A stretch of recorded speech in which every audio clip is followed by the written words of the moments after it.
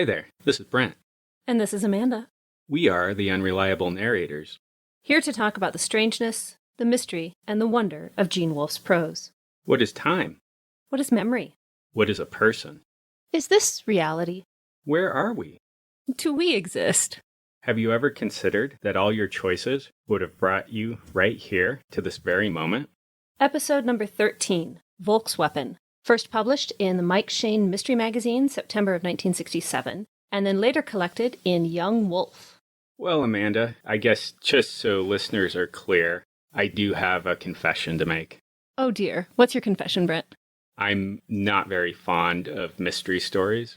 Yeah, and Volksweapon is something of a mystery story. It starts off with a game warden investigating a death of a girl and the wounding of a young man, parked apparently in what's Lover's Lane, and then there are a couple of hunters that appear, and everyone ends up back at the hospital, and the game warden solves the mystery via, I think, deductive reasoning, and it closes.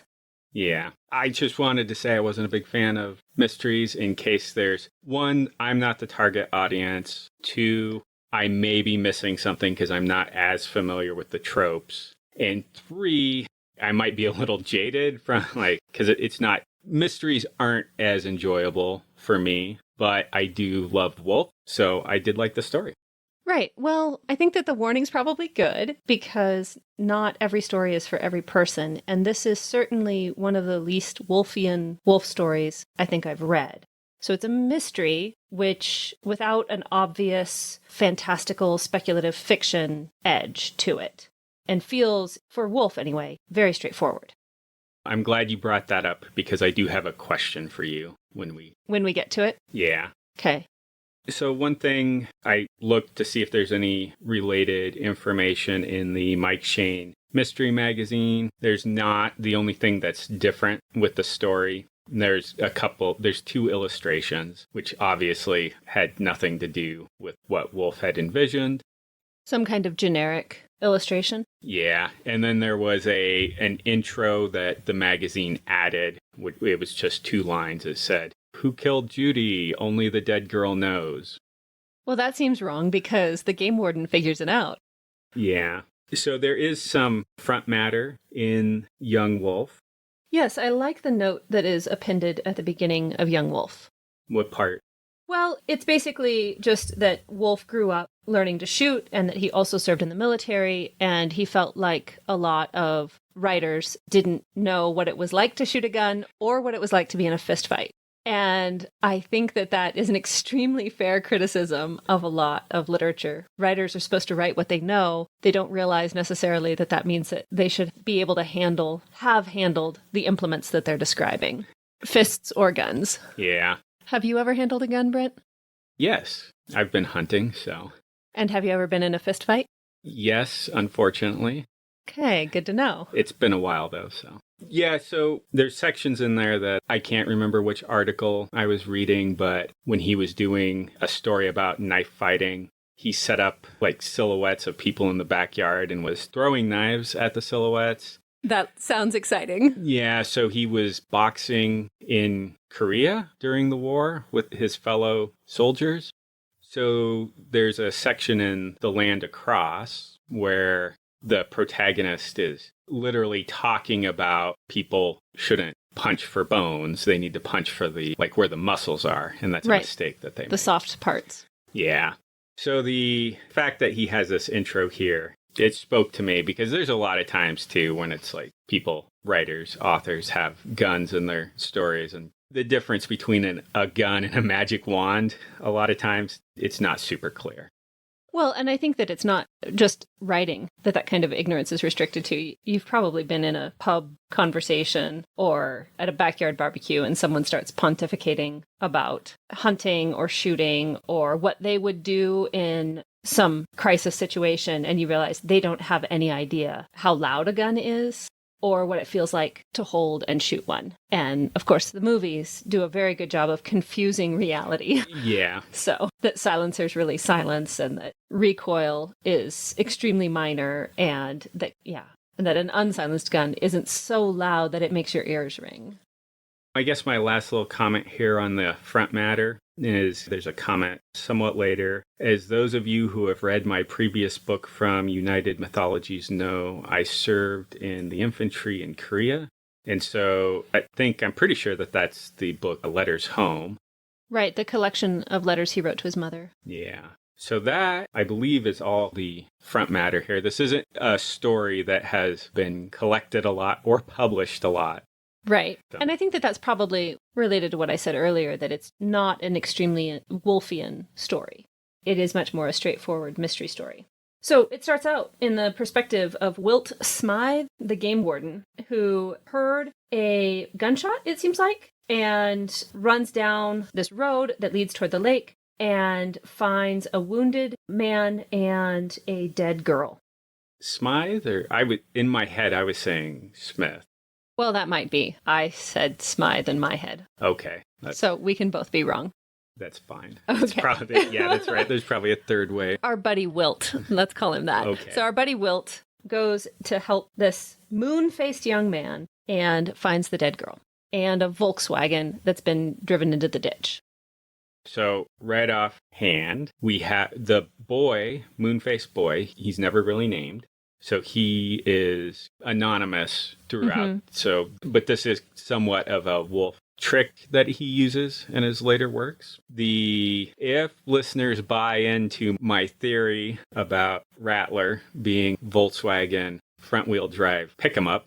Pick 'em up, yes. Yeah, so this would be our second Wolfe story with a Volkswagen in it. And then this one is just I love the fact that our protagonist is a game warden. Why do you love that?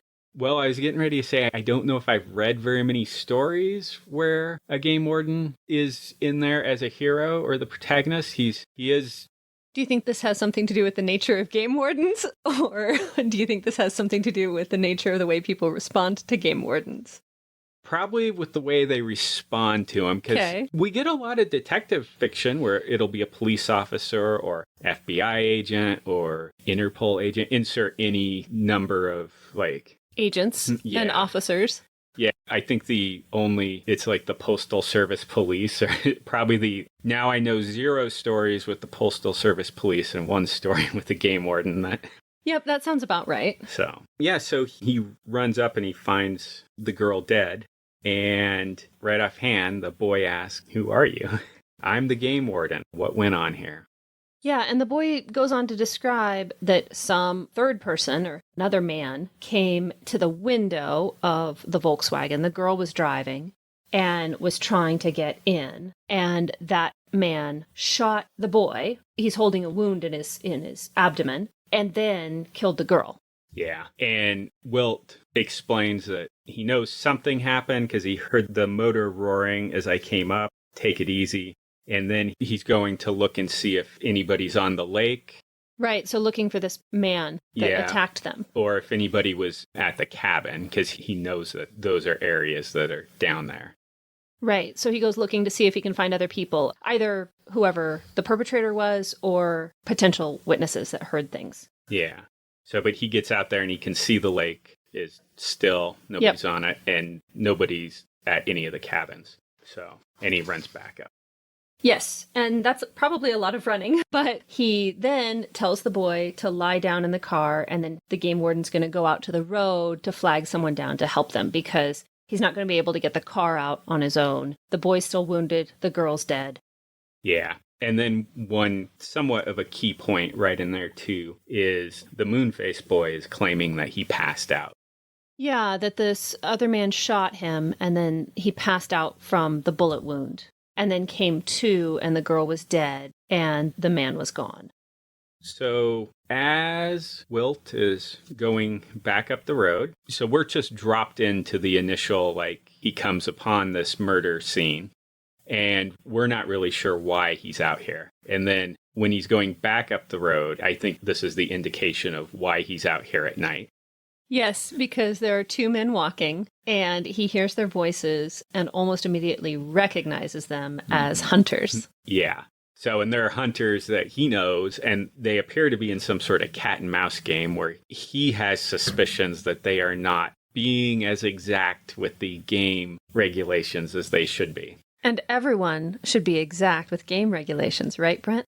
Yes, you should. Yes. So he encounters these two men, and it's nighttime, which is, I don't know, maybe in other parts of the country, nighttime hunting is allowed. But hunting at night is not something that I was ever allowed to do. Here in the West, it's not that common. They claim to be chasing coons.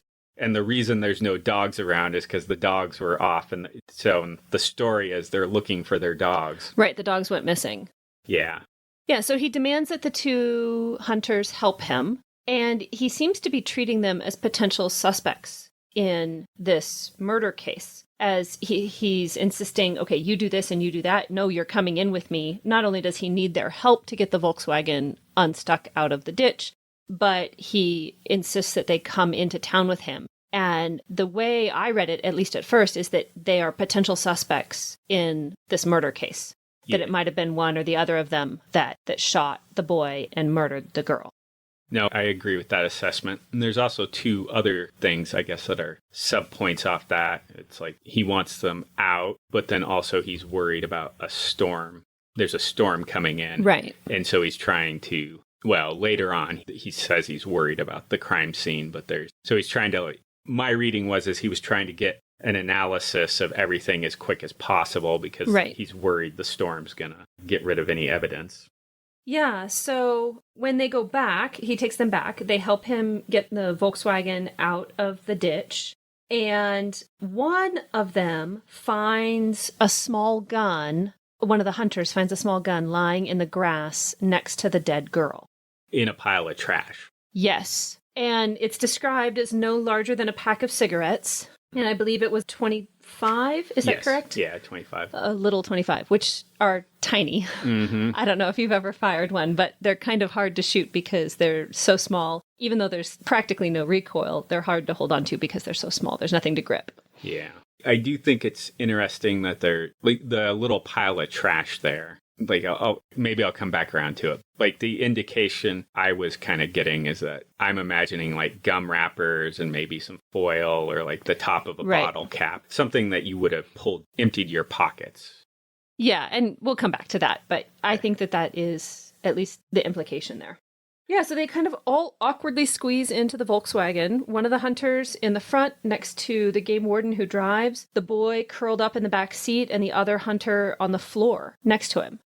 Yeah, and the younger hunter, Martin, he starts explaining that he recognized the girl. It was somebody from in town. He didn't really know her, but she went to school, and he went to the college, and he'd seen her around. And she was one of those college girls. Yeah. And then there's a bit of a Wilt asks what they were doing, and then he starts laughing, and then the older hunter and Wilt both tell him to knock it off. Right. The implication being that she wasn't exactly faithful to her marital vows because they say that she was married to an Air Force officer who was stationed in Europe, and the wounded boy, is clearly not that officer.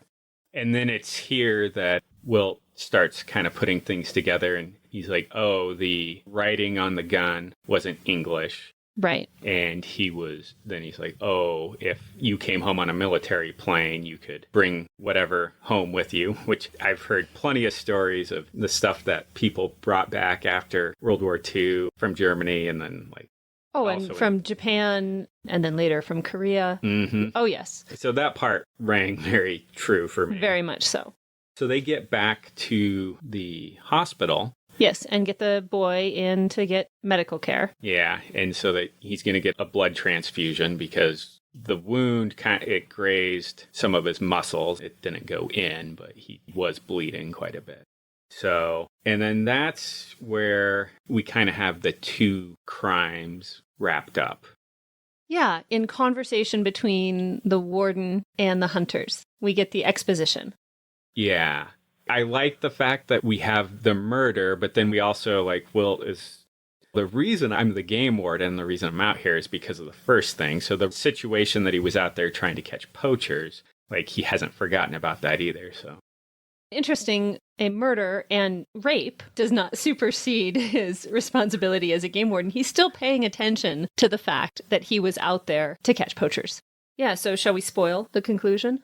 Yeah, I think we should. All right, spoiler alert, in case you haven't read it yet. just as usual, will tell you everything that happened. Yeah, so he talks to the hunters, and he basically says the police will be coming for the boy, and the hunters are shocked. Wait, you think he did it? And then Wilt goes on to explain that, well, yes, he does think he did it.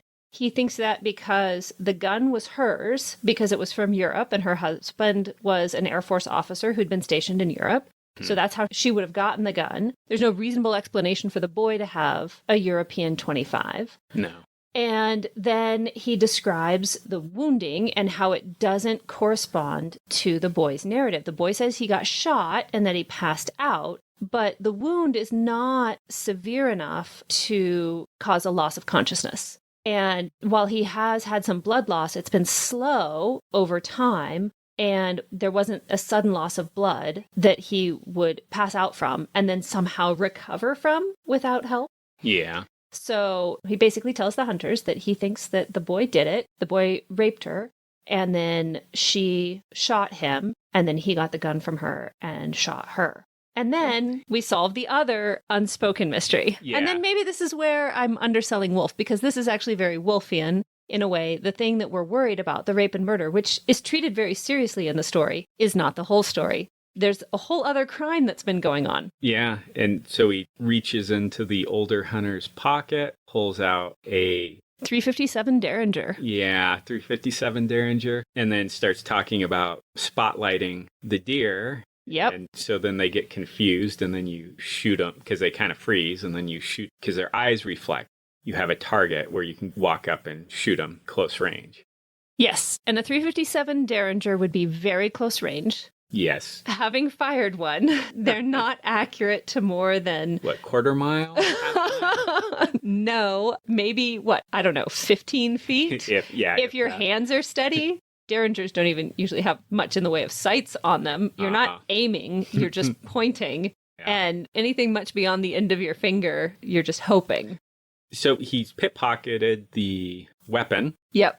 And then he's like, well, yeah, they get in an argument, and Wilt's like, yeah, it will be hard to prove this, but I'll go ahead and keep this and toss it out in the lake because it's going to be about the price of the fine anyway.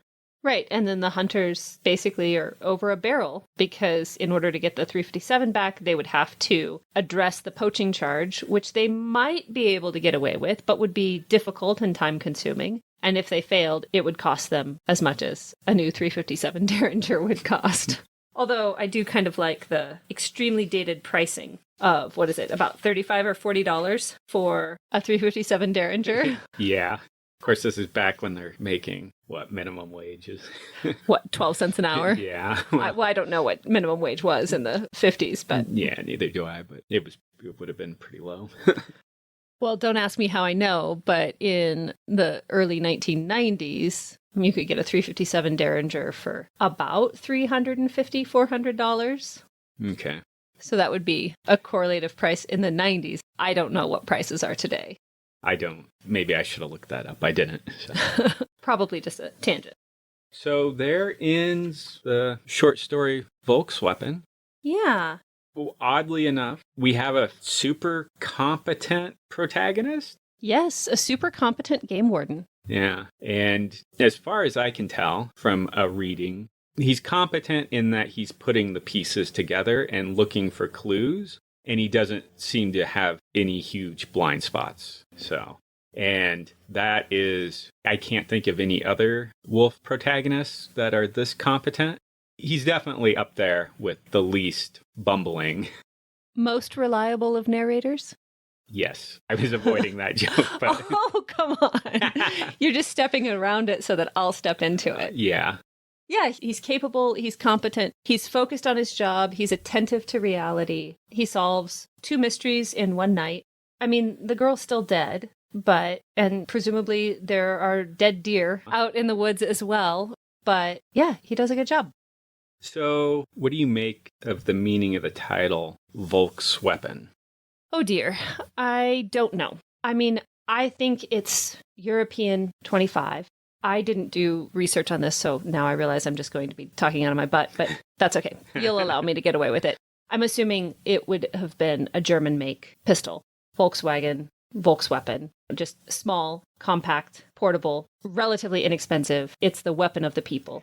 And so God made man and Smith & Wesson made him equal. I didn't dig beyond that. It just seemed like the people's weapon. Yeah. And that's where I landed there too, people's weapon. And I think it's a joke on Saturday Night Special. Like, it's a cheap gun that only serves to make you more confident than you actually should be, because it's probably not actually going to help you in a real situation. Right. And this is where the people haven't really handled guns knowledge seems to come through. Because Wolfe says that he's writing a story, and he's writing it from the perspective that a lot of writers don't know what it is to fire a gun or what it is to get in a fist fight. But he has a character here who doesn't seem to have understood that while the gun might be helpful in certain circumstances, you might be able to use it as an agent of protection.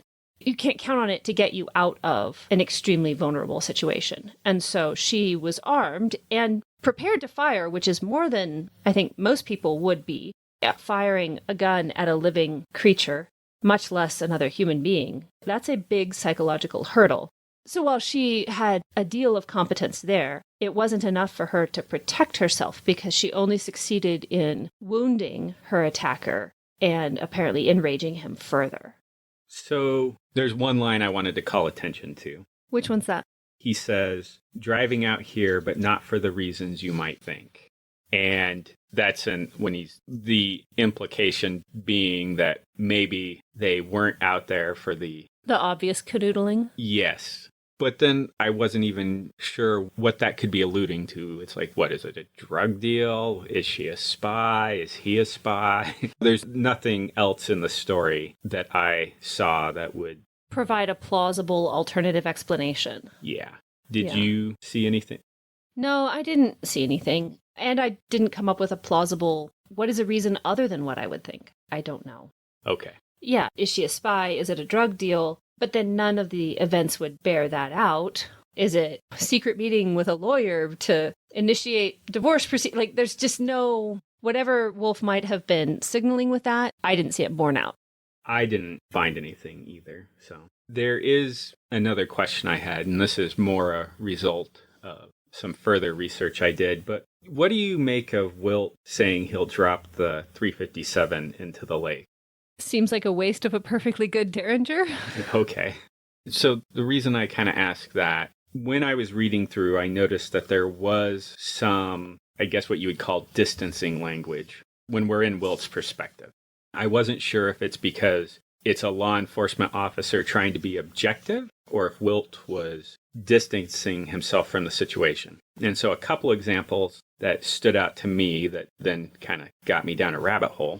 One, the fallen leaves on the dry soil held no footprints, not even the girl's or his own. So there's like a little bit of distancing there, like he can't see his footprints.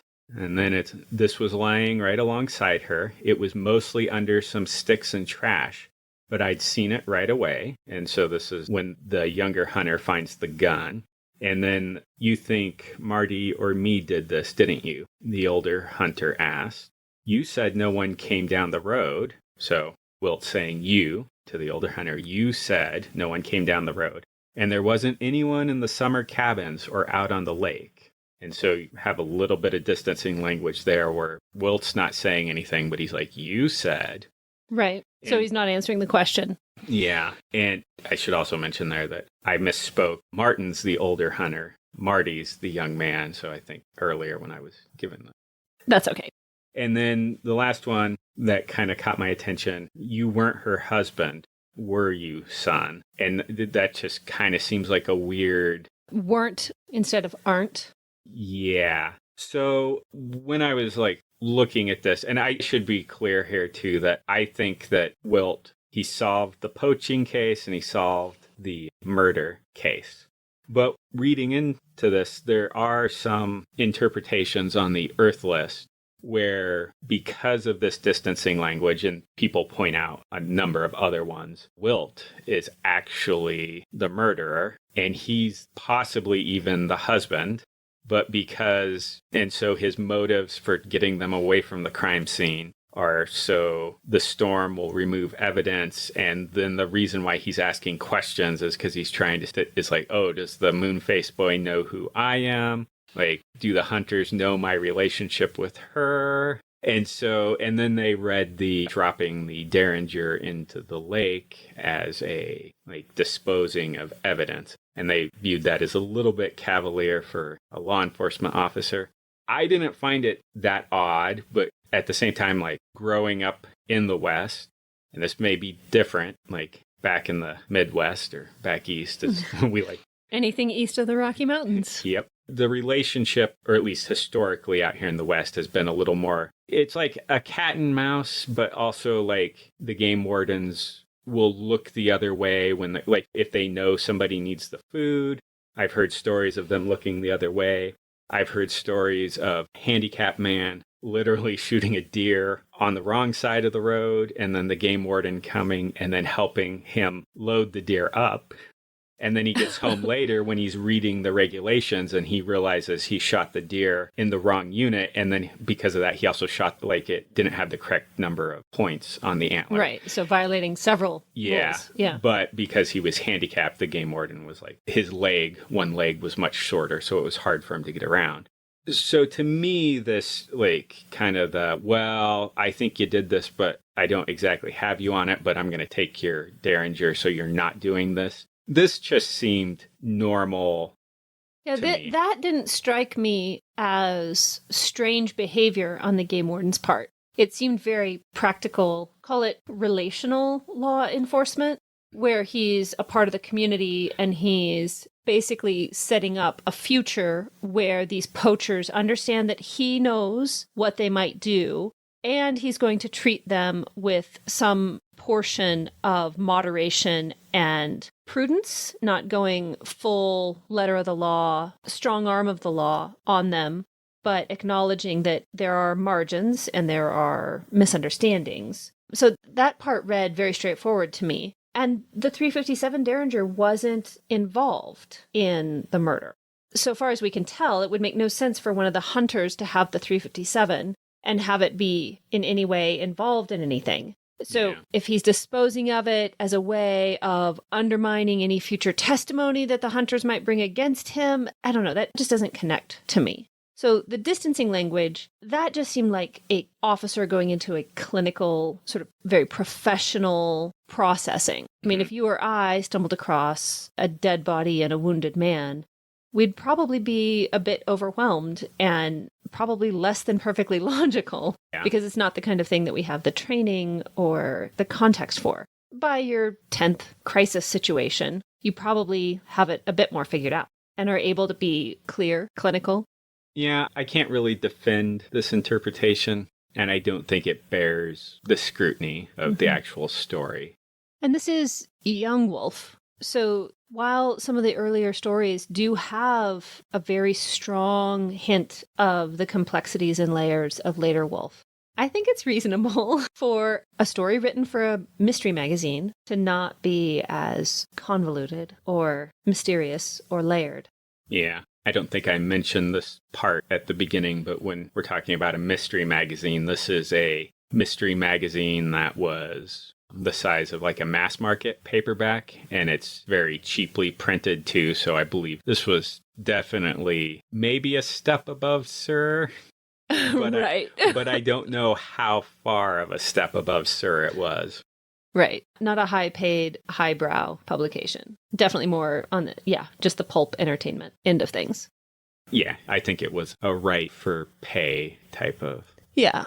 He also published another short story in Mike Shayne? Yeah. And we'll probably get to that someday. At some point. Yeah. Any last thoughts or questions? I don't have any other questions for you. And I think I've summarized my thoughts. This is a very competent Wolfe protagonist. I like the fact that he's a game warden. I'm not a big fan of mysteries, but I do like Wolfe as an author. Well, I'm happy he seems to have figured out the case against the murder rapist, and also that the poachers are at least on notice.